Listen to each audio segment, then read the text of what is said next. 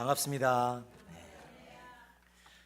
제가 잠깐 기도하고 우리 함께 말씀 보도록 하겠습니다. 살아계신 하나님 아버지 감사합니다. 이 월요일 저녁에 주의 말씀을 사모하며 주님 앞에 달려나온 당신의 백성들을 주님 축복하시고 은혜를 더하여 주시옵소서. 부족하고 연약한 종을 주님 부르셨사오니 주께서 하나님 이 시간 우리 가운데 임재하여 주시고 우리를 만나 주시옵소서. 주의 말씀을 깨닫게 하시고 그 말씀 붙들고 살아갈 수 있는 힘과 능력을 덧입혀 주시옵소서. 감사하며 예수님의 이름으로 기도드리옵나이다. 아멘.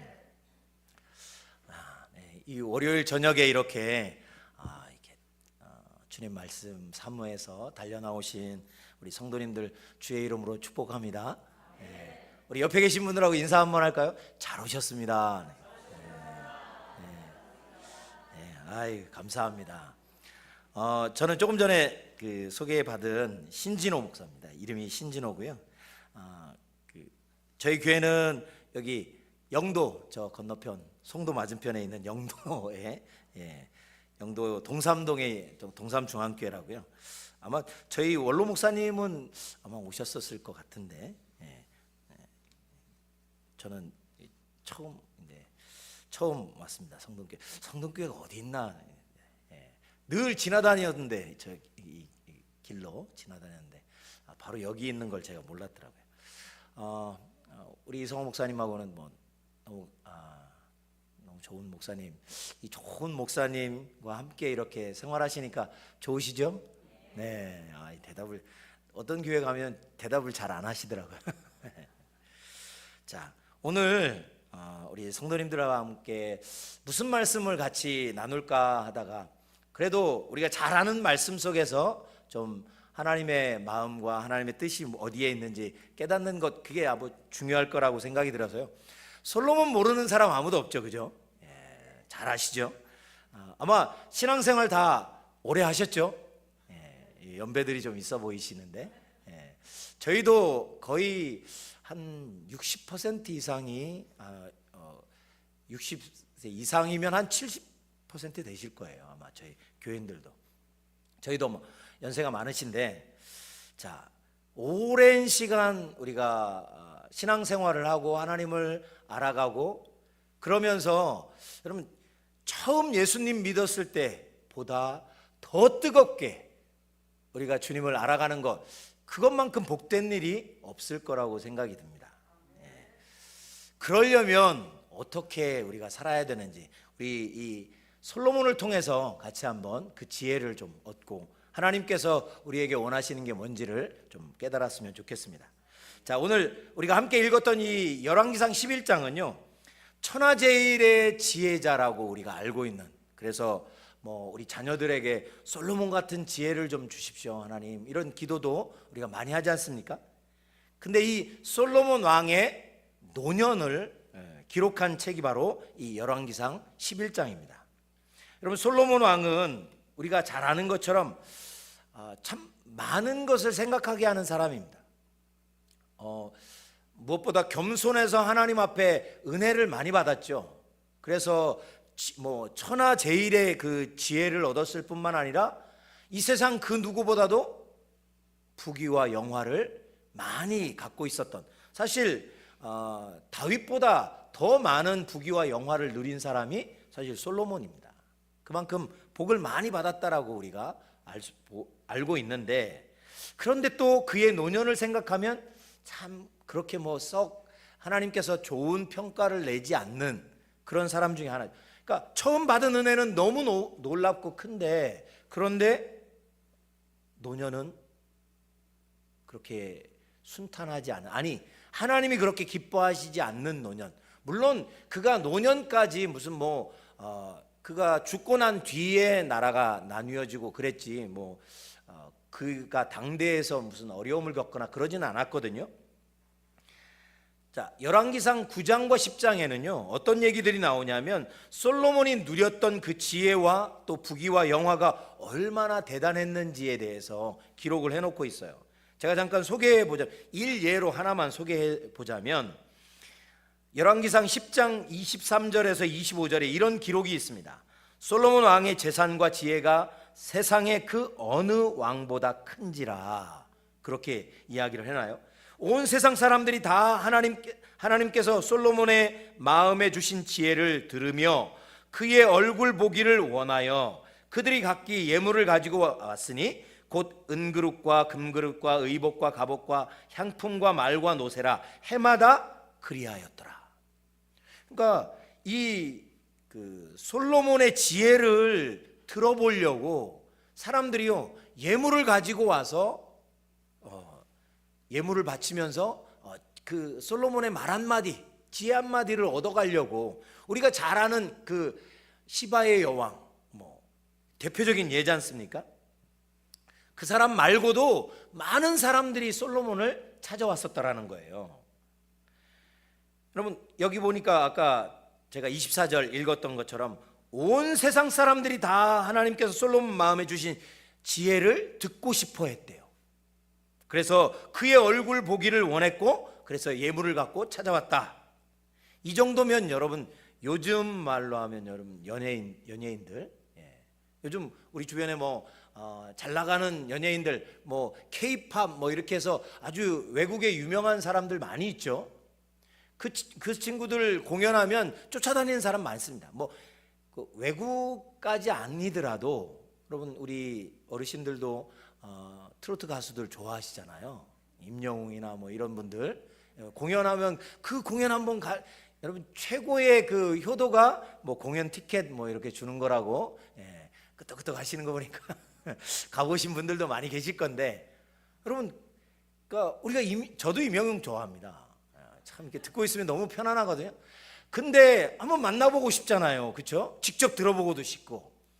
그랬다라는 거예요. 솔로몬 이야기를 얼마나 지혜로운지 가서 한번 듣고 싶다라는, 그걸 평생의 소원으로 두고 있는 그런 사람들이 많았다라는 겁니다. 그뿐만 아니라 이 솔로몬은 어떻습니까? 정치도 잘했어요. 지혜로우니까 정치도 잘하겠죠. 지금 우리나라 정치적으로 혼란스러운데 얼마나 지혜로운지 정치적으로도. 그래서 전쟁이 없었습니다.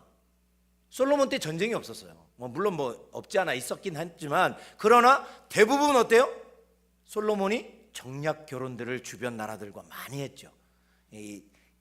다윗 때는 전쟁이 정말 많았지만 솔로몬 때는 전쟁이 없었어요. 그리고 그의 정치력과 지혜와 이런 것들로 가지고 어떻게 해요? 주변 나라들이 다 조공을 바치는, 싸우지 않고도 굴복시키는 이런 지혜가 있었던 사람이라는 거죠.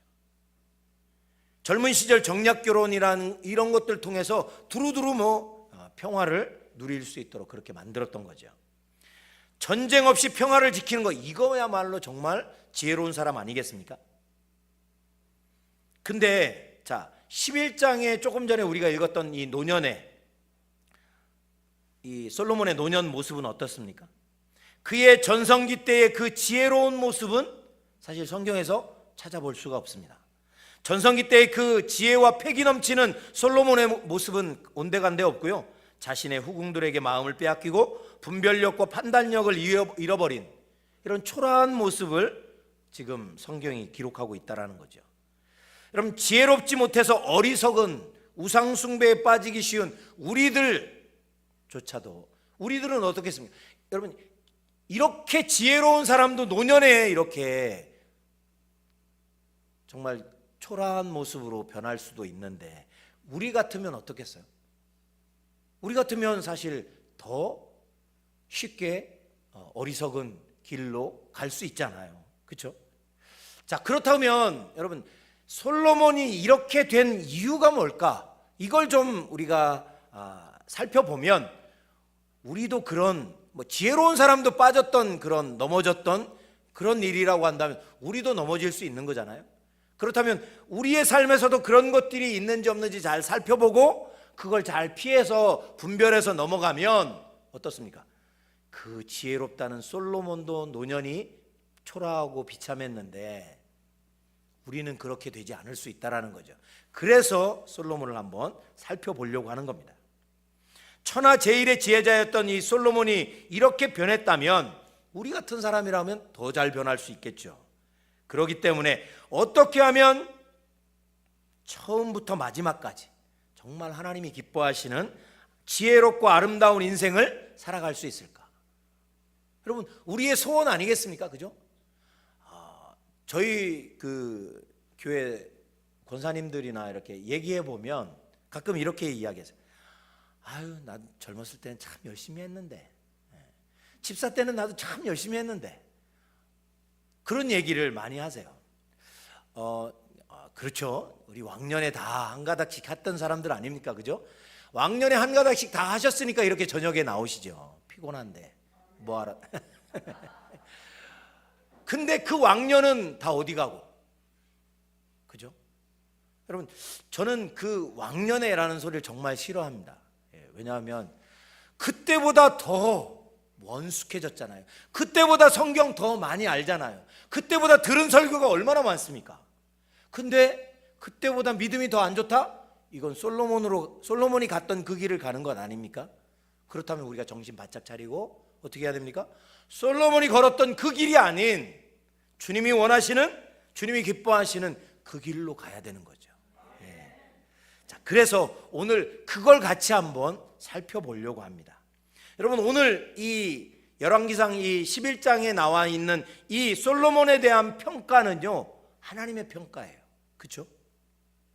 이 평가는 하나님의 평가이기 때문에 우리가 인생의 마지막 순간까지 아름다운 삶을 살기 원한다면, 지혜롭고 정말 하나님이 기뻐하시는 삶을 살기 원한다면 이 하나님의 평가를 가지고 우리의 삶에 대입해 봐야죠.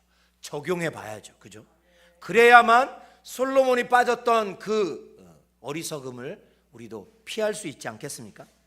그래서 오늘 말씀을 통해서 하나님께서 평가하신 그 기준에 따라서 날마다 나 자신을 평가하고 점검함으로 인해서 하나님의 복된, 하나님이 기뻐하시는 인생, 정말 하나님이 아름답다라고, 야, 정말 너 잘 살았구나 라고 그렇게 평가해 주시는 그런 인생 살아가시는 저와 여러분들 되시길 주의 이름으로 축복합니다. 자, 그러면 어떻게, 자, 솔로몬이 어떤 평가를 받았는가 한번 보죠. 우리 1절, 2절, 아까 읽었던 11장 1절과 2절 말씀 우리 다시 한번 읽어보겠습니다. 11장 1절과 2절 말씀입니다. 같이 우리 또박또박 천천히 한번, 이게 무슨 얘기인가, 하나님이 솔로몬에 대해서 뭐라고 평가하시는가, 그걸 좀 한번 생각해 보면서 우리 같이 읽어보겠습니다. 11장 1절과 2절입니다. 같이 읽겠습니다. 시작. 솔로몬 왕이 바로의 딸 외에 이방의 많은 여인을 사랑하였으니 곧 모압과 암몬과 에돔과 시돈과 헷 여인이라. 여호와께서 일찍이 이 여러 백성에 대하여 이스라엘 자손에게 말씀하시기를 너희는 그들과 서로 통혼하지 말며 그들도 너희와 서로 통혼하게 하지 말라. 그들이 반드시 너희의 마음을 돌려 그들의 신들을 따르게 하리라 하셨으나 솔로몬이 그들을 사랑하였더라. 아멘. 여러분, 지금 이제 솔로몬이 자신의 정략 결혼으로 맞아들였던 이 이방 여인들을 사랑했다, 그 얘기거든요. 지금 1절과 2절 말씀이. 자, 이들과, 그러니까 뭐 주변 나라들의 공주들을 데리고 온 거예요. 이제 뭐 솔로몬만 그렇게 정략 결혼을 한 게 아니라 그 고대 사회의 그런 그 나라들은 다 대부분 다, 우리나라도 마찬가지였죠. 우리나라의 세자를 뭐 중국에 보낸다든지 원나라에 보낸다든지 이런 식으로, 또 그 딸들을, 공주들을 데리고 온다든지 뭐 이런 식으로 결혼해. 이게 뭐냐 하면 서로, 자, 볼모처럼 데리고 있으니까 어때요? 쳐들어가지 않게 되는 거죠. 내 자식을 죽여야 되니까. 그러니까 그런 의미로서 사실은 어떤 서로 간의 어떤 약속과 같은 그런 게 바로 이 정략 결혼이라고 할 수 있습니다. 자, 그런데 이 시간이 지나면서 이 이방의 많은 여인들을 솔로몬이 어떻게 됐다고요? 사랑하게 되었다라고 하나님이 지금 평가하시는 거예요. 자, 여기 이 사랑하다라는 이 표현, 사랑했다라는 표현은 남녀 간의 사랑, 또 부모와 자식 간의 사랑, 뭐 친구와 친구 간의 사랑, 뭐 이런 우리가 일반적으로 사람과 사람끼리의 서로를 사랑하는 이 사랑에 일반적으로 쓰이는 단어가 바로 이 여기 나오는 단어입니다. 히브리어 단어가 똑같은 단어예요. 뭐 우리가 흔히 쓰는 사랑한다라는 그런 단어거든요. 여러분, 부인을 얻어왔으면 사랑해 줘야 되는 거 당연한 거잖아요. 그게 뭐 나쁜 건가요? 여러분, 다른 사람을 사랑하는 것, 내 이웃을 내 몸과 같이 하라고 말씀하셨는데, 무엇보다도 뭡니까? 자기 부인을, 뭐 어쨌든 정략 결혼이든 어떻든 부인을 열심히 사랑한다는 거 좋은 일인데 왜 그걸 주님이 지금 뭐라고 하시는 걸까요? 여러분, 문제는 부인을 열심히 사랑했다, 그게 문제가 아니라 2절에 있습니다. 2절에. 자, 2절을 잘 읽어보시면 솔로몬이 그들을 사랑했다는 것은 어떻게 사랑했다는 거예요?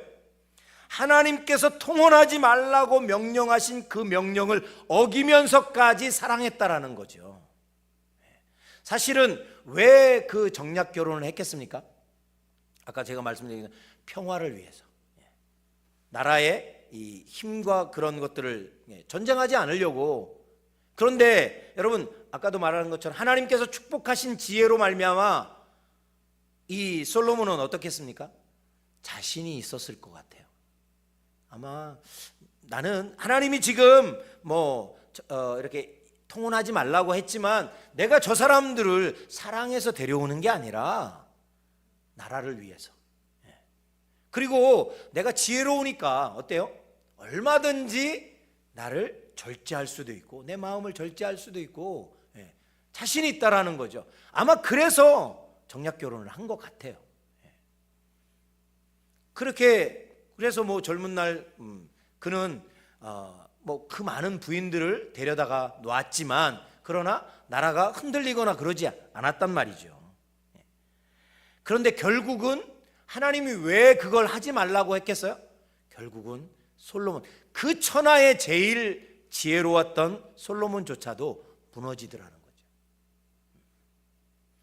하나님께서 말씀하신 것보다 더 이방 여인들을 사랑하고 좋아했다라는, 나중에는 그게 자기 마음대로 제어가 안 된다라는 거예요. 안 되더라는 거죠. 처음에는 얼마든지 내가 충분히 할 수 있는 자신도 있었고, 얼마든지 이 정도쯤이야 할 수 있었는데, 그래서 우리도 얼마든지 가까이 하는 것들이 있을 거 아닙니까? 꼭 여인 아니더라도, 이게 성경에 나와 있는 죄라고 분명히 이야기 안 한 것들이라도 이 정도쯤이야 내가 얼마든지 끊으려면 얼마든지 끊을 수도 있어 라고 자신하던 그런 것들에 결국은 솔로몬이 어떻게 해요? 넘어가 버린 거죠. 여러분, 솔로몬도 처음에는 하나님을 더 사랑하고 하나님의 말씀과 명령을 지키는 일에 더 우선순위를 두었던 사람입니다. 여러분, 왕위에 처음 올랐을 때 솔로몬 한번 생각해 보십시오. 어떻게 했습니까? 이 큰 나라와 이 큰 백성들을 내가 어떻게, 나 같은 것이 그들을 다스릴 수 있겠나, 하나님 없이는 내가 안 됩니다라고 그가 1000번 제를 드렸던 그런 사람이었습니다. 하나님이 도우시지 않으면 나는 아무것도 할 수 없는 어린아이와 같은 사람이라고 그렇게 겸손하게 하나님 앞에 섰던 사람이에요. 그러니까 하나님이 기뻐서, 하나님이 예뻐서 지혜를 주신 거 아니에요? 네가 구하지 않은 부귀와 영광까지도 다 줄게 라고까지 할 정도로 그런 사람이었단 말이에요. 근데 언제부턴가 솔로몬 마음에 하나님의 말씀과 명령의 우선순위보다 이 여인들이 더 마음을 차지하기 시작한 거죠. 우선순위가 바뀌기 시작한, 그게 언제부터였는지 알 수가 없어요. 근데 분명한 건 노년에 가서 더 그런 상황들이 많이 나타나기 시작했다라는 거예요. 하나님을 향한 마음의 크기보다 이 여인들을 향한 마음의 크기가 더 커졌다라는 겁니다. 자, 그렇다면 여기서 우리가 배울 수 있는 지혜가 뭡니까? 마지막까지 정말 하나님이 기뻐하시는 아름다운 인생, 하나님이 기뻐하시는 그런 인생을 살아가기 위해서, 그런 삶을 살기 원한다면 우리의 뭘 점검해야 돼요? 내가 뭘 사랑하고 있는가? 내가 뭘 사랑하고 있는가? 내가 제일 아끼는 것이 뭔가 점검해 봐야 된다라는 거예요. 솔로몬은 그렇게 지혜로운 사람이었는데 그걸 점검해 보지 않는 거예요. 처음에는 점검했겠죠? 젊었을 때는 점검했을 것 같아요. 그런데 나이가 들면서 그리고 노년이 돼가면서 점검해보자. 왜 점검하지 않았을까요? 이 정도쯤이야 내가 얼마든지 그렇게 생각하지 않았을까요?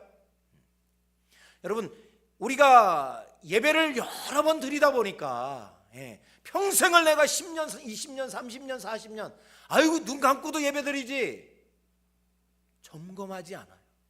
주님 앞에 나와서 처음 그 주님 앞에 구원의 은혜를 경험했던 그때의 그 감격과 그 뜨거움들이 사라진 지가 오래고 그냥 시간 되었기 때문에 혹시 그러고 있는 것은 아닙니까? 내가 정말 뭘 사랑하고 있는가? 정말 하나님의 은혜가 너무 좋아서 하나님을 너무 사랑하기 때문에 그래서 내가 하나님 앞에 달려 나오고 그래서 새벽을 깨우고 그래서 하나님 앞에 예배 시간마다 나와 하나님의 은혜를 구하고 혹시 그래서 예배 드리는 것인지 아니면 시간 됐으니까 안 가면 또 괜히 마음 찝찝하니까 안 가면 그냥 목사님 자꾸 나오라고 그러니까 전화하고 막 그러니까 귀찮아 그냥 주일날 한번 빠지면 그냥 특달같이 전화해가지고 왜 안 나오냐고 막 따지고 그래. 귀찮아 나가줘야지 뭐. 여러분, 솔로몬 마음이 혹시 그런 마음이 아니었을까요? 여러분, 우리는 뭘 사랑하고 있는 겁니까? 정말 하나님 사랑하고 있는 겁니까? 아니면 내가 죽어서 이제 보험 들어놔야죠. 이제 얼마 안 남았는데 천국 가야 될 거 아닙니까? 손이 30년 내가 40년 신앙생활 했는데 천국 못 가면 어떻게 해요? 그래서 혹시 보험 그동안 내놓은 보험료 헌금 아까워서 물론 우리 성등교회는 그런 분들이 한 분도 안 계신 줄 압니다. 그렇지만 점검해 보자는 거죠. 아무리 솔로몬이 그 천하의 솔로몬도 이렇게 넘어졌는데 우리라고 안 넘어지라는 법 없죠. 저라고 안 넘어지라는 법 없잖아요. 그렇기 때문에 어떻게 해야 돼요? 점검해야 되는 거예요. 나는 뭘 사랑하고 있는가? 예배 때마다 주일 예배뿐만 아니라 우리가 새벽 예배든 뭔 예배든 나오면 정말 주님, 내가 정말 주님 사랑해서 나온 거 맞죠? 점검해 봐야 된다라는 거예요. 왜냐하면 우리 마음은요 잘 아시잖아요. 오늘 아침부터 나오시려고 했겠죠? 우리 성등교회 성도님들은 오늘 저녁엔 꼭 예배당 나가야지 하루 종일 기억하고 계신 분들이 대부분이었을 거예요. 근데 저희 교회는 그렇지 않아요. 안 나오려고 그래요. 안 나오려고. 그냥 어떻게 문자 보내고 막 이래야 한번 나올까 말까. 여러분, 우리 마음은 어떻습니까? 아침 저녁으로 바뀌어요. 아침에는 하나님께 좀 어떻게 열심히 살 것 같은데 저녁이 뭡니까? 그 생각하고 조금 돌아서서 한두 시간 지나면 언제 그런 생각했는지 생각도 안 나요. 그게 바로 우리 마음이잖아요. 처음에는 하나님을 사랑하고 그분을 위해서 시작한 일이 시간이 지나면서 어떻게 해요? 하나님은 온데간데 없고 일만 남아요. 일만. 그렇죠? 하나님 사랑하고 뭐 이런 거 어디 갔는지 생각도 안 나요. 여러분, 이게 여러분 얘기가 아니라 제 얘기입니다. 제 얘기. 저 같은 목사들이 가장 쉽게 빠지는 오류가 뭐겠습니까? 처음에는 정말 하나님 사랑하기 때문에 목사가 된 거죠. 그죠? 겸손하게 막 여기 강단에 올라올 때요 두려워요. 너무 두려워가지고 막 그냥 하나님 앞에 기도하고 또 하고. 우리 성등교회 이성호 목사님 정말 기도 많이 하시는 것 같아요. 강단에 보니까 전기장판이 다 있네. 전기장판이 다 있네. 여기서 기도하신다네. 여러분, 그렇게 하나님을 사랑해서 시작한 목회인데 시간이 지나니까 또 기술이 좀 늘죠. 여유가 막 생겨요. 그러니까 올라와도 쫄지 않아요. 그러면서 막 농담도 할 여유가 막 생기고 그러다 보니까 어떻게 돼요? 하나님보다 뭐가 보이기 시작하냐면 성도들이 목사님 은혜 받았어요. 이 한마디가 그냥 하나님 인정하는 것보다 더 좋은 거예요. 그렇게 바뀌는 거예요. 근데 바뀐 줄도 몰라. 그냥 나는 하나님 사랑해서 하고 있는 거라고 생각을 하는 거예요. 계속. 아마 솔로몬도 계속 나는 하나님 사랑해서 이렇게 한 거야 라고 생각했겠죠. 그죠? 여러분, 목사만 이런 오류에 빠질까요? 여러분, 우리가 하고 있는 교회 안에 봉사도 마찬가지고요.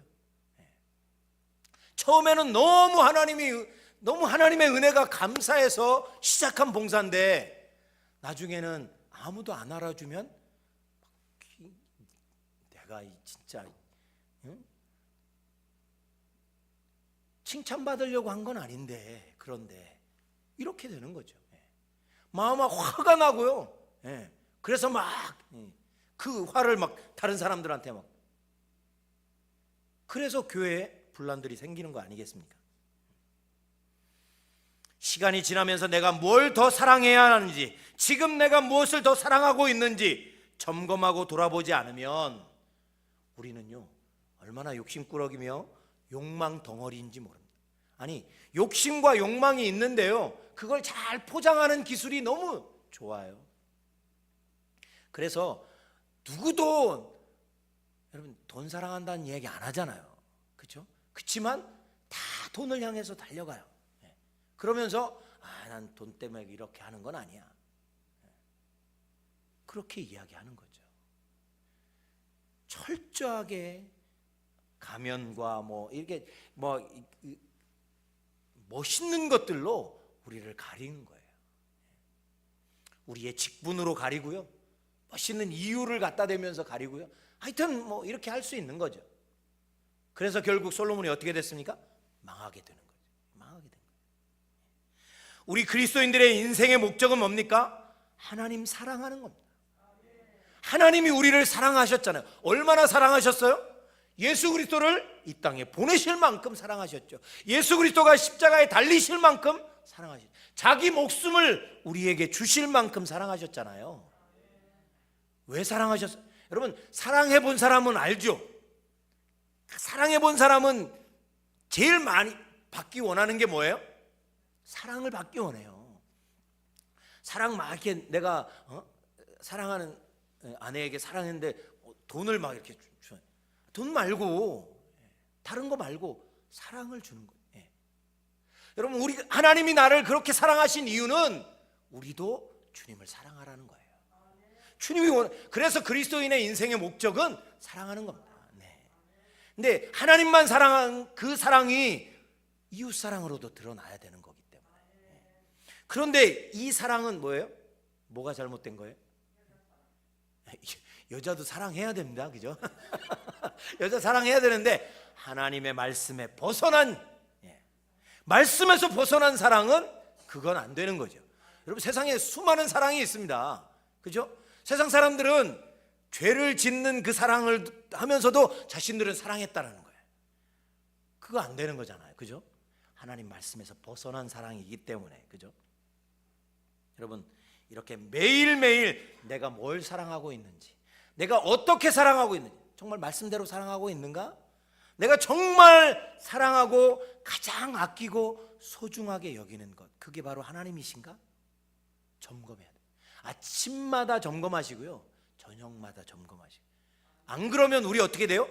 솔로몬도 변했어요. 여러분 꼭 기억하십시오. 솔로몬도 변했다. 그 얘기는 뭐예요? 나도 변할 수 있다. 여러분, 세상에 믿을 아무도 없죠, 그죠? 그렇습니다. 그렇기 때문에 여러분 스스로를 믿지 마십시오. 세상에 믿을 사람은 하나님밖에 없어요, 그죠? 그러니까 물론 우리 성동교회 성도님 서로 이렇게 믿고 신뢰하고 이렇게 해야 되지만, 여러분, 우리는 서로를 긍휼히 여겨줘야 될 사람들인 거잖아요, 그렇죠? 여러분, 그래서 하나님 사랑하신지 늘 점검하시고, 아침에 일어나면 나 하나님 사랑하나? 오늘 내가 하나님 사랑하는 것 때문에 내가 살아가야 될 그 이유와 목적을 하나님 안에서 찾아내는 그런 우리 성동교회 성도님들 되시길 주의 이름으로 축복합니다. 자, 세상 그 누구보다 지혜로웠던 이 솔로몬이 처음과 노년이 달라진 원인이 뭐라고 말씀드렸어요? 사랑하는 대상이 바뀌어버린 거예요. 처음에는 하나님 너무 사랑해서 하나님께서 큰 축복을 허락하셨는데 노년이 되면서 그 도리어 복 때문에 나중에 사랑의 대상을 하나님이 아닌 하나님이 그렇게 하지 말라고 하는 거기에다가 대상을 바꿔버린 거죠. 자신의 마음을 점검하지 않았기 때문에 그저 마음 가는 대로 내버려 두었기 때문에 하나님보다 이방 여인들, 잘못 생각하시면 여인들이 잘못한 게 아닙니다. 이 여인들은 그냥 잡혀온 거잖아요. 사실 그걸 거절했어야 되는 건데 그 방식 말고 다른 지혜를 가지고, 정략결혼 말고 다른 지혜를 가지고 했어야 되는 건데 뭐 이 정도쯤이야 내가 얼마든지 라고 하는 그 교만함이 사실은 불러온 덫인 거죠. 하여튼 하나님보다 다른 걸 더 사랑하는 자기 자신을 점검하지 않았던 거죠. 자, 내가 뭘 사랑하는가, 내 마음이 어디에 더 가 있는가. 여기 보니까 이제 손주들에게 마음이 많이 가셨을 것 같아요. 손주 열심히 사랑하십시오. 그죠? 사랑해 줘야 되지만 그 손주를 위해서 여러분 더 열심히 사랑하는 방법이 뭐예요? 이쁘다고 막 쭉쭉 빨고 막 이게 뭐 그게 아니라 우리 손주를 위해서 기도하고 그들이 정말 복음으로 살아갈 수 있도록 도와주는 것. 그거야말로 진짜 사랑하는 거죠. 그죠? 하나님 안에 있을 수 있도록 도와주는 거죠. 왜냐하면 요즘은 할머니들이 손주들을 많이 보기 때문에 어렸을 그때 할머니들이 많이 봐주니까 할머니들의 믿음이 들어갈 수 있는 기회들이 있습니다. 그래서 혹시 피치 못할 사정으로 여러분 손주를 봐줘야 된다면 그때야말로 정말 믿음으로 우리 아이들을 잘 돌보시듯, 그래서 주님의 사랑을 막 전해주는 그런 시기가 되었으면 좋겠어요. 하여튼 여담이고요. 자, 첫 번째 이 점검, 내가 뭘 더 사랑하나, 내가 더 내 마음이 더 가는 곳이 어딘가, 이런 것들을 여러분 자꾸 점검하셔야 됩니다. 그래야만 아름다운 인생, 마지막까지 아름다운 인생을 살아갈 수 있다는 거예요. 자, 그런데 이 첫 번째 점검 내용은 두 번째 평가의 기준이 됩니다. 연관이 있어요. 자, 두 번째 평가 기준이 뭐냐? 자, 6절 말씀 우리 같이 한번 읽어보겠습니다. 6절 같이 읽겠습니다. 시작.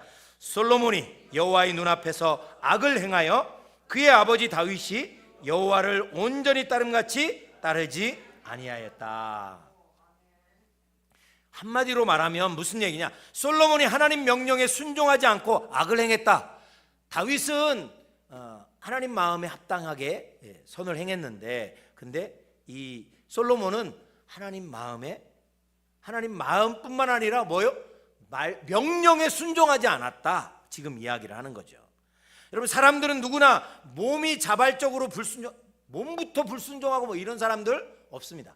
그런 내가 몸이 자연스럽게 막 불순종으로 간다, 이 얘기는요, 이미 전에 마음이 먼저 가 있더라는 거예요. 여러분, 마음이 가야 몸도 가는 겁니다. 먼저 마음이 움직여야만 그 마음이 움직이는 쪽으로 행동도 가게 되어 있습니다. 솔로몬도 마찬가지였겠죠. 하나님께 더 많이 가 있던 마음이 점점 어떻게 해요? 이방 여인에게로 더 가게 돼요. 그러자 나중에 어떻게 해요? 산당도 지어주고 우상 숭배할 수 있도록, 그 전까지는 허락을 안 했어요. 자기 혼자 그렇게 하든지 말든지. 그런데 나중에 시간이 지나면서 마음이 자꾸 풀어지고 마음이 자꾸 그 여인들에게 가다 보니까 어떻게 해요? 산당 줘. 아예 산당을 져줘 버렸어요. 여기서 해. 아마 요구도 많이 했겠죠. 하여튼 이렇게 마음이 가게 되니까 결국 어떻게 해요? 행동까지 어기게 되었다. 전에는 행동까지는 아니었어요. 그런데 마음이 가다 보니까, 이 마음을 점검하지 않다 보니까 어떻게 해요? 행동까지 가버리는 이런 일이 벌어지더라는 거예요. 여러분, 사랑과 순종은요, 동전의 양면입니다. 동전의 양면이에요. 사랑하면 순종하게 되어 있는 거예요. 그죠? 마음과 행동은 같이 가는 거예요. 같이 가는 거예요. 여러분, 마음과 행동이 다른 사람 어디예요? 정신병원에 가 있죠. 네. 여러분, 마음과 행동은 같이 가게 되어 있는 거예요. 같이 붙어 있어요. 이걸 떨어뜨릴 수가 없어요. 떨어뜨리면 정상적인 생활을 할 수가 없는 거예요. 그렇기 때문에 내가 말씀에 순종하고 있는가를 점검하는 것, 그건 뭐예요? 마음을 점검하는. 첫 번째 점검은 마음 점검하라는 거죠. 내가 뭘 사랑하고 있는가, 어디에 내 마음이 더 가 있는가, 그거 점검해야 돼. 두 번째, 근데 마음이 잘 안 보이잖아요. 우리는 또 어떤 사람들이에요? 아주 교묘하게 이 포장 잘하는 사람들이거든요. 그렇기 때문에 내가 예배 이렇게 드렸고 헌금도 잘 드리죠. 난 부흥회도 다 나왔어. 안 나오는 저 사람들은 믿음도 없고, 난 잘 나온단 말이야. 목사님 말도 잘 들어. 내가 직분도 있어. 나 스스로도 속아요. 나는 신앙생활 잘하고 있는 사람이야 라고 속는 거예요. 그래서 여러분, 우리의 마음을 알아보려면 어떻게 해야 됩니까? 그럴 때 내 행동을 봐야 되는 거죠. 내 행동. 내가 마음과 입술로는 하나님을 사랑한다고 끊임없이 말을 하는데, 그런데 내가 하는 행동이 하나님의 말씀을 가까이 하지도 않아. 일주일 동안 교회는 잘 나오는데 성경도 안 봐, 말씀 묵상도 안 해, 기도도 안 해. 기도가 여기 나와서 1시간. 그리고 한 일주일 동안 그냥 살다가 다시 나오고, 또 하나님이 싫어하시는 행동을 서슴없이, 난 얼마든지 내가 내 마음 조절할 수 있어.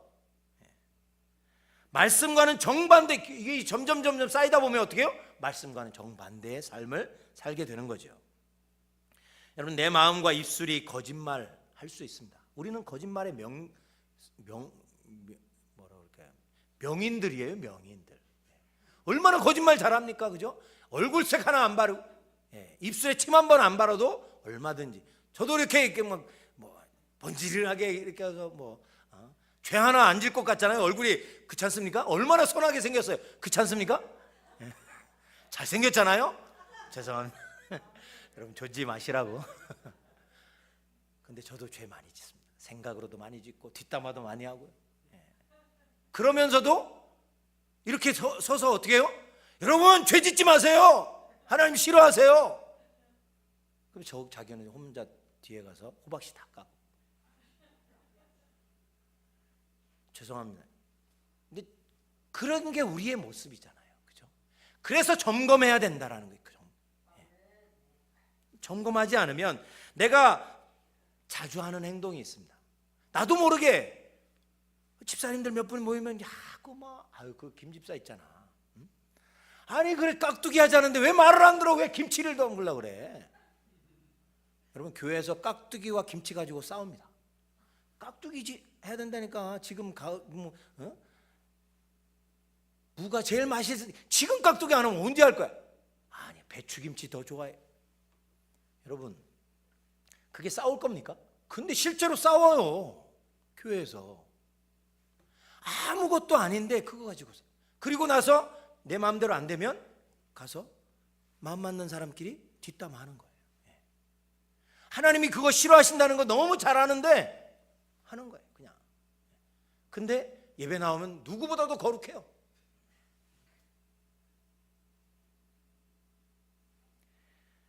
여러분, 내가 더 많이 하는 행동, 내가 더 자주 하는 행동, 우리의 습관들을 우리가 잘 돌아봐야 됩니다. 아침마다 저녁마다 여러분 돌아보지 않으면, 사실 저녁마다 사실 좀 잠자리에 들기 전에요, 돌아봐야 돼요. 내가 오늘 어떻게 살았지?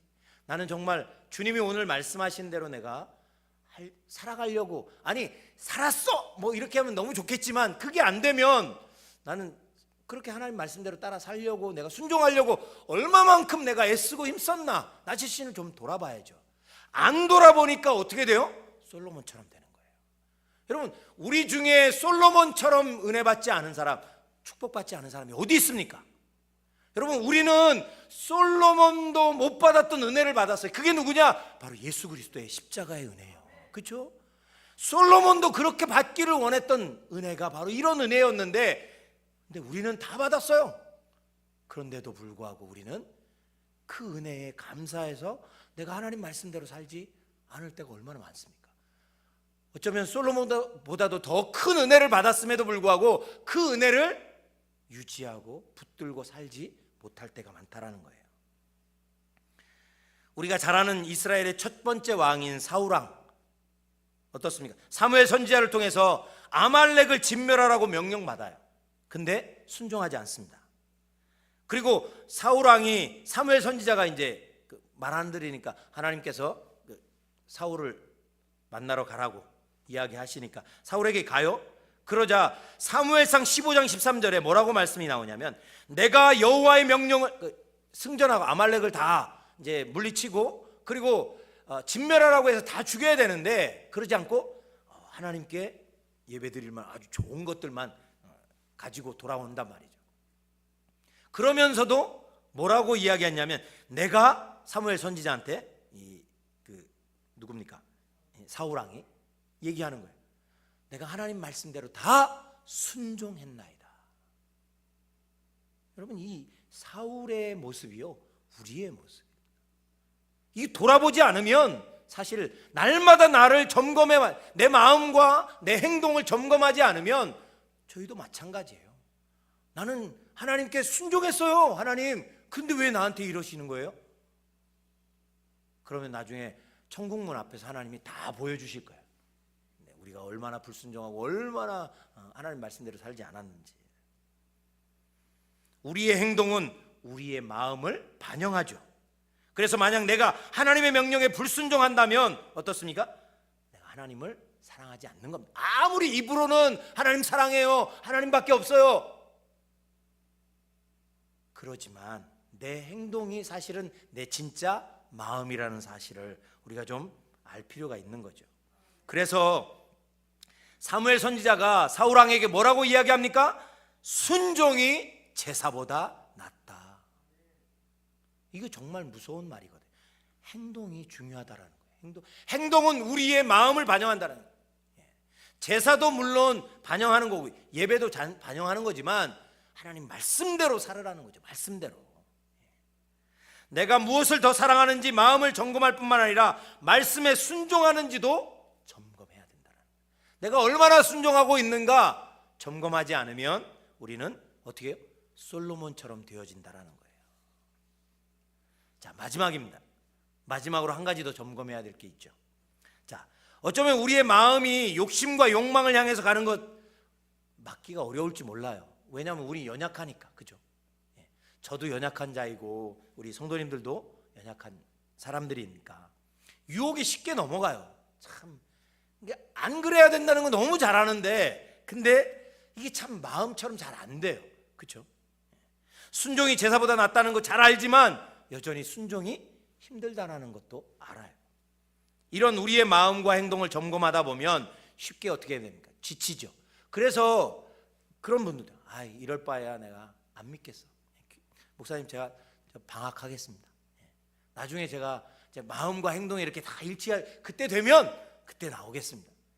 진짜로 그런 성도들이 있어요. 저 도저히 괴로워가지고 그냥 예수 안 믿을 때는 이렇게 마음이 안 괴로웠는데 예수 믿으니까 더 괴로운 거예요. 그래서 저 교회 안 나올래, 그러고 떠나시는 분들도 있어요. 그게 마치 양심이 있는 것처럼, 그죠? 그런데 여러분, 하나님께 면목도 없고, 자, 실제로 그렇게 하다 보면, 점검하다 보면 괴롭습니다. 내가 마음도 하나님에서 자꾸 멀어지려고 그러고 행동도 하나님께로부터 자꾸 멀어지려. 이거 내가 이 정도밖에 안 된다? 우리의 진실을 보면요, 정말 내가 목사인데, 내가 장로인데, 내가 권사 신앙생활을 내가 몇십 년을 했는데 내가 고작 요거밖에 안 되나? 여러분, 그거 제대로 보는 거예요, 제대로. 그래서 그 모습을 보고 실망해서 이렇게 할 바에야 내가 신앙생활 해서 뭐하나? 여러분, 그런데 그건 사단의 음성인 줄 압니다. 여러분 기억하시기 바랍니다. 이렇게 제대로 신앙생활 못할 바에야 내가 신앙생활 안 하는 게 더 낫지. 이건 여러분 정직한 것 같지만 뭐예요? 사단의 음성이에요. 여러분 거기 속지 마시기 바랍니다. 점검하다가 그렇게 잘못 점검하시는 분들이 계세요. 특히 젊은 분들이 그런 분.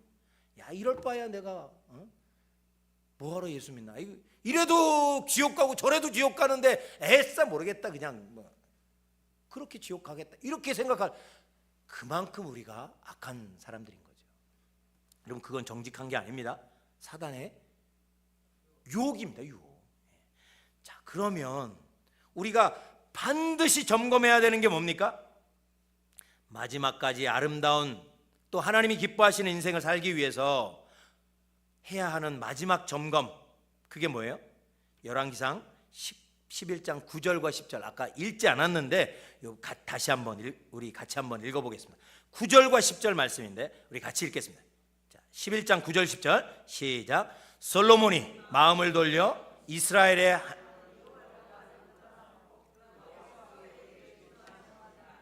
여호와께서 일찍이 2번이나 그에게 나타나시고 이 일에 대하여 명령하사 다른 신을 따르지 말라 하셨으나 그가 여호와의 명령을 지키지 아니하였으므로. 아멘. 무슨 얘기냐면 하나님께서 솔로몬의 우상숭배, 그 마음이 떠나는 거라든지 행동이 그렇게 변하는 것을 주님이 아셨죠. 여러분, 우리의 행동은 갑자기 변하지 않습니다. 그렇죠? 여러분, 우리의 믿음도 갑자기 좋아지지 않아요. 예? 교회 나왔다고 막 한 달, 2달 나왔다고 막 믿음이 막 그러지 않습니다. 1년, 10년, 20년 그러면서 조금씩 이렇게 성장하는 게 그게 우리의 믿음이거든요. 죄로 달려가는 것도요, 한 걸음에 달려가지 않습니다. 잘 조금씩 나도. 그래서 이게 죄인지도 모르고 그냥, 그러니까 점검하지 않으면 그렇게 되는 거죠. 근데 솔로몬에게도 그랬다라는 거예요. 그가 하나님 마음이 떠나고 행동이 떠나는 걸 주님이 아시고, 여기 뭐라고요? 9절 마지막 부분에 보면 여호와께서 일찍이 2번이나 그에게 나타나시고, 나타나셔서 무슨 말씀하셨겠어요? 너 그러면 안 된다. 내가 너한테 준 은혜가 어딘데 지금 뭐 하고 있는 거야? 점검 좀 해. 말씀하셨겠죠. 그런데 어떻게 했다고요? 돌이키지라는 거예요. 돌이키지라는 거예요. 여러분, 하나님께서 솔로몬이 돌이키지 않았다라는 거 무슨 얘기입니까? 회개하지 않았다라는 거예요. 회개하지 않았다. 마지막 점검이 뭐예요? 자, 마음을 점검하고 행동을 점검하고 어떻게 하라는 거예요? 돌이키라는 겁니다. 회개하라는 겁니다. 하나님께서 우리가 아침 저녁으로 마음이 오락가락하는 사람이는 거 하나님 아실까요? 모르실까요? 알죠. 하나님께서 우리가 유혹과 욕심에 쉽게 넘어가는 사실 알아요? 몰라요? 알죠. 이렇게 연약하고 부족한 우리에게 주신 축복이 뭐예요? 회개하는 겁니다. 회개하는 거. 70번씩 7번이라도. 이 얘기는 무슨 얘기입니까? 얼마나 용서해야 되냐고 물어보니까, 제자가 물어보니까 70번씩 7번이라도 용서하라는 얘기는 끊임없이 용서하라는 거잖아요. 그런 것처럼 하나님도 우리를 끊임없이 용서할 테니까 회개하라는 거예요. 우리는 너무 정직한 것처럼 한 2-3번 회개하고, 야, 이 똑같은 죄를 내가 이렇게 보면데 이건 정말 양심 없는 거야. 더 이상 예수 안 믿겠어. 이건 양심이 아니고요. 회개를 잘 모르는 거예요. 여러분, 주님이 왜 우리에게 회개를 주셨을까요? 이 연약하고 부족한 우리에게. 여러분, 돌이킬 수 있도록 주님이 주신 이 연약하고 부족한 우리에게 주신 가장 큰 축복이 뭐냐? 바로 하나님께서 우리에게 돌이킬 수 있는 시간을 주신 겁니다. 시간을 주신 겁니다. 그래서 여러분, 우리의 평생에 하나님 앞에 끊임없이 내가 조금씩 더 내 마음도 내 행동도 하루아침에 그게 변하지 않으니까, 그러니까 하나님 앞에 조금씩, 그리고 내가 잘 못해 마음을 자꾸 하나님한테 10대 90으로 하나님께 10만 드렸다면 내일은 15, 20대 80 이런 식으로 자꾸 점점 하나님 앞에 더 가까이 나아오라는 거죠. 한 걸음씩 처음부터 100% 다 못 주니까, 그거 그렇게 연약한 줄 우리는 하나님이 다 잘 아시니까 어떻게 하라고요? 조금씩 시간을 주신 거예요. 시간을. 새털같이 많은 시간 왜 주셨겠어요? 하나님이 회개하라고요. 회개하라고. 하나님께서는 우리에게 기준을 낮추시지 않아요. 아유, 잘 못하는 거 보니까 안 되겠네. 내가 여기까지는 내가 봐줄 테니까. 그렇게 안 하신다는 거예요. 적당히 넘어가시지도 않습니다. 대신 시간이 오래 걸려도 어때요? 회개하고 돌이킬 수 있도록 도와주세요. 그뿐만 아니라 여러분, 회개하는 시간만 주신 게 아니죠. 예수님께서 뭐라고 하셨어요? 우리 마태복음 28장 마지막에 보시면 내가 너희와 세상 끝날까지 항상 함께 하겠다. 내가 성령을 보내주겠다. 예, 우리를 도우시는 분이 계시잖아요. 우리 혼자 싸우라는 게 아니에요. 우리 혼자 회개하고 막, 여러분, 점검도요, 하나님이 도우셔야만 돼요. 그래야 내 죄가 잘 보여요. 그죠? 내 행동 잘 안 됩니다. 근데 성령의 도우심을 구하고, 주님, 내가 안 되는 것 같아 보이지만, 불가능해 보이지만, 그러나 내가 주님, 주를 의지하고 주님 도우시는 그 은혜로 내가 주님을 점점 닮아가겠습니다. 주님께로 더 가까이 가겠습니다. 그렇게 결단하고 주의 은혜를 구하면 주께서 어떻게 해요? 도와주신다라는 거예요. 도와주신다라는 거예요. 솔로몬에게는 하나님께서 직접 2번이나 나타나시고, 여러분, 솔로몬에게 주었던 지혜 누가 주신 거예요? 하나님이 주신 거죠. 하나님이 주신 그 지혜가 하나님을 배반하라고 했겠습니까? 그런데도 그는 끊임없이 자기 마음을 점검하지 않고 행동을 점검하지 않고 주님이 말씀하셨는데 나타나셔서, 얼마나 답답하시면 꿈에 또 나타나셔가지고, 아니면 뭐 선지자를 통해서 여러 번 말씀하셨는데 그걸 듣지 않는 거죠. 충분히 알아들을 만큼 이야기하고 시간을 주었음에도 불구하고 회개하지 않았다라는 겁니다. 자, 여러분, 다윗과 솔로몬은 이스라엘 역사에서 가장 위대한 왕 둘입니다. 그죠? 지금도 이스라엘 백성들은 다윗의 별이라고 해서 그들의 국기로 쓸 정도로 다윗 왕을 대단한, 솔로몬도 대단한 사람이죠. 그러나 여러분, 다윗과 솔로몬을 비교해 보면 가장 큰 차이가 뭐예요? 여러분, 다윗은 어떤 사람이었어요? 다윗도 죄 많이 졌습니다. 남의 부인까지, 그리고 그 남편을 죽여버렸잖아요. 이건 정말 말할 수 없는, 여러분, 그런 죄 진 분 계세요? 그런데도 다윗은 어떻게 해요? 마음이 합한 자라고 하나님이 칭송할 정도로. 왜 이런 칭찬을 받아요? 점검을 잘했기 때문에, 회개하고 돌이켰기 때문에. 그죠? 예. 마음을 돌아보고 행동을 돌아보고, 그래서 돌이켜서 회개해서 주님 앞으로 더 가까이 나왔기. 근데 솔로몬은 하나님으로부터 더 큰 축복과 놀라운 은혜를 받았음에도 불구하고 어떻게 됐어요? 회개하고 돌아오지를 않았어요. 이 다윗과 솔로몬의 가장 큰 차이는 바로 이 회개에 있습니다. 회개에 있습니다. 회개하려면 마음과 행동을 돌아봐야만 됩니다. 점검해보지 않으면 할 수 없는 거죠. 여러분, 마지막까지 하나님의 뜻대로 아름다운 인생을 살기 위해서는 내가 하나님보다 다른 것을, 마음을 치우치고 있는지, 그러면 내가 마음을 빼앗기고 있는 게 있다고 한다면, 그러면 어떻게 해요? 돌아서야죠. 돌아서야죠. 회개하고 나의 눈과 삶의 방향을 하나님께로 돌이키는 것, 그게 바로 우리가 점검해야 될 것이라는 거죠.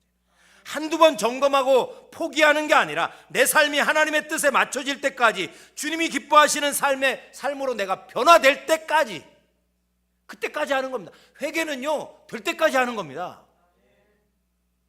그냥 한두 번 해보고 안 되니까 뭐 양심 있는 척, 그게 양심이 아니에요. 진짜 양심은 뭐예요? 될 때까지. 될 때까지. 근데 여러분, 실제로요, 지금 이제 이 뇌과학자들이 연구를 많이 했어요. 우리가 생각하는 것보다. 그래서요, 여러분, 결단하는 거 있잖아요. 결단. 나 지금부터 하나님 말씀대로 살 거야 라고, 우리는 보통 이제 새해 뭐 첫 주일 날이라든지 뭐 해를 보면서 막 이렇게 뭐 해 보면서는 안 하지만 하여튼 뭐 그렇게 결단하잖아요. 결단하면 뇌 구조가 바뀐답니다. 이건 제가 하는 얘기가 아니라 뇌과학자들이 하는 이야기예요. 그래서 결단하시라는 거예요. 결단. 나 지금부터 하나님 말씀대로 살 거야. 마음 점검하고 행동 점검하고, 내가 하나님 말씀대로 살지 못하면 회개하고 날마다 그렇게 할 거야. 매일매일 그렇게 할 거야. 결단하면 바뀌기 시작한다는 거예요. 뇌가 바뀌기 시작하고, 뇌가 바뀌면 어떻게 해요? 우리의 마음도 바뀌고 행동도 되겠죠. 그래서 하나님이 회개라는 축복을 우리에게 주신 겁니다. 예수님이 처음 오셔서 공생에 시작하신 제일 먼저 하신 말씀이 뭐예요? 회개하라, 천국이 가까웠느니라. 왜 그런 얘기 하셨겠어요? 회개는 축복입니다. 예. 오늘 말씀과 함께 살펴보면서 분명해진 한 가지 사실이 있습니다. 그게 뭐냐? 여러분, 솔로몬과 같은 지혜, 부귀, 영화도요, 우리를 하나님이 기뻐하시는 사람으로 만들어주지 못한다라는 거예요. 그렇죠? 솔로몬이 그랬잖아요. 내가 돈이 많다고, 아니면 내가 지혜롭다고, 남들보다 가방끈이 길고 뭐 많이 배웠다고, 그래서 우리가 하나님이 기뻐하시는 사람이 되는 게 아니라는 거죠. 다윗은 솔로몬처럼 그렇게 지혜롭지 않았어요. 그럼에도 불구하고 그는 하나님 마음에 합한 사람이었다라고 하나님이 인정하셨죠. 그런 것처럼 여러분, 내가 하나님을 얼마나 사랑하고 있는, 내가 하나님보다 더 사랑하고 있는 게 있는가? 날마다 점검하시는 저와 여러분들 되시길 바랍니다. 내가 하나님 말씀에 순종하고 있는지 날마다 점검하시는 저와 여러분들 되시길 주의 이름으로 축복합니다. 만약에 그렇지 못한 나의 자신을 발견하면 어떻게 하라고요? 회개하시라고요. 돌이키시라고요. 어떻게든지 하나님께로 더 가까이 가려고 몸부림치고 애쓰고 힘쓰는 저와 여러분들, 우리 성등교회 성도님들 되시길 주님의 이름으로 축복합니다. 네. 이 세 가지 점검, 이게 바로 뭐예요? 우리의 인생의 말년까지 정말 이렇게 점검하면서 살다 보면 주님이 만약에 우리 천국에 다 가잖아요. 이제 다 가실 거 아니에요, 그죠? 그러면 이 점검 잘 하신 분들은 어떻게 했어요? 하나님이 막 버선발로 뛰어나와 가지고 막 그냥 반겨주실 거예요. 근데 이 점검 안 한 사람은 어떻게 해요? 너 여기 왜 왔니? 라고 하실지 몰라요. 그럼 이게 얼마나 중요한 겁니까? 물론 솔로몬에 대해서 하나님이 너 여기 왜 왔니? 그러지는 않았을 거라고 생각은 합니다. 그러나 여러분, 우리의 삶의 목표는 이 땅에서 어떻게 해요? 하나님이 기뻐하시는, 하나님을 닮은, 예수 그리스도를 닮은 사람들이 되는 거죠. 우리의 인생의 목표잖아요. 하나님 사랑하고 예수 그리스도를 닮은 사람들.